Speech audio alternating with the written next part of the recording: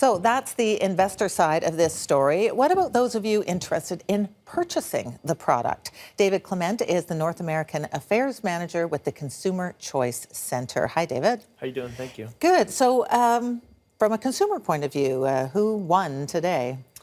So, I mean, legalization is obviously good. It's a policy that's worth applauding.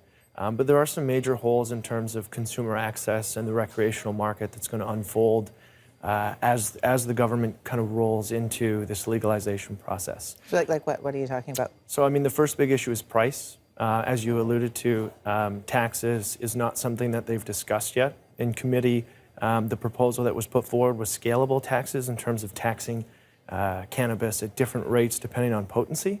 And from a consumer perspective, that's going to drive people back to the black market. If you have those higher rates of taxes, they're going to seek those products in the black market. I mean, and I don't think anybody really wins from that type of situation. So price is a huge issue, and I don't think that was adequately addressed yet.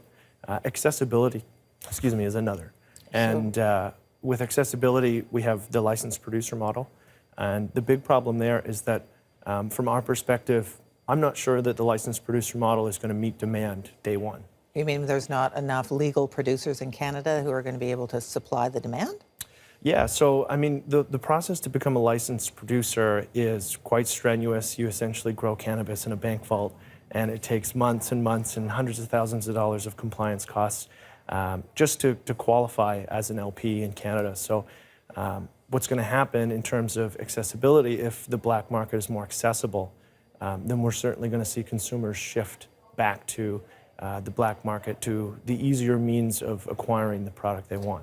Yeah, although, I mean, speaking to the financial analysts, obviously, when companies see the profit that can be made here, I'm sure we would have quite a rush of people who are wanting to become suppliers. I'm sure. Oh, yeah. The big issue here is government bureaucracy and Health Canada approving these applications.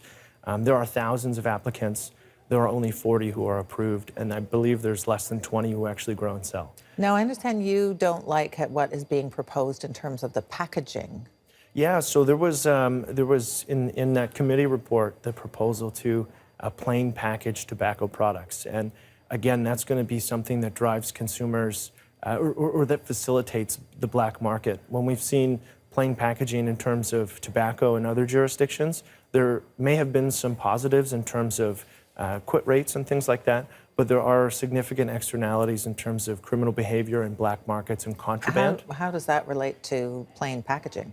So how it relates is you have contraband actors who want to sell their contraband product, and they use plain packaging as a means to brand what they have as something that it isn't. And the more uniform or mandated branding is, and the more we limit branding, the easier it is for these criminal actors to actually pass off black market products as licensed, regulated, and safe consumable material. Okay, now what about the flexibility that's built into this legislation that the federal government is saying that the provinces will be able to, set their own standards in a number of ways, like the age of majority and that sort of thing? Is that a good move? I think it is. From a consumer side, I mean, the more jurisdictional competition we can have, the better. If we have provinces who are tweaking their rules and their regulations to accommodate consumers, that's certainly a win for the recreational market. It's a win for all involved. So handing as much down to the provinces is certainly a good thing. The issue here that's kind of looming is just making sure that when we do hand that over to the provinces, is there going to be enough supply in the current model to meet demand? And, good grief. Yeah. It's just going to be crazy here. It certainly has the possibility for there to be a significant shortfall. And I mean, I'm hopeful that the government will ease up on the restrictions they apply on licensed producers to make it easier for legitimate businesses to enter the marketplace, empower consumers to be informed in their decisions, and really embrace a market approach to legalization as opposed to a centralized approach that isn't consumer friendly. Okay, thank you so much, David. Thank you so much. David Clement is the North American Affairs Manager for the Consumer Choice Center.